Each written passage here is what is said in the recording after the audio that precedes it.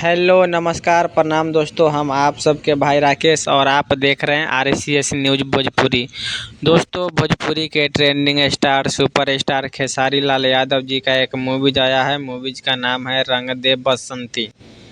क्योंकि ये मूवीज भोजपुरी में पहला ऐसा मूवीज है जो कि एकदम अलग ही लेवल का खेसारी लाल यादव जी मूवीज लेकर आए हैं। ये मूवी दोस्तों SR के म्यूजिक यूट्यूब चैनल पे रिलीज हुआ है, तो आप लोग जाइए इस मूवीज को देखिए। जैसे आप लोगों ने खेसारी लाल यादव जी को गाने को प्यारा आशीर्वाद देते हैं, उसी तरह इस मूवीज को भी दीजिए। दोस्तों SR के म्यूजिक पे मूवीज 5-6 दिन पहले रिलीज हुआ है और अभी तक 10 मिलियन व्यूअर क्रॉस हो चुका है।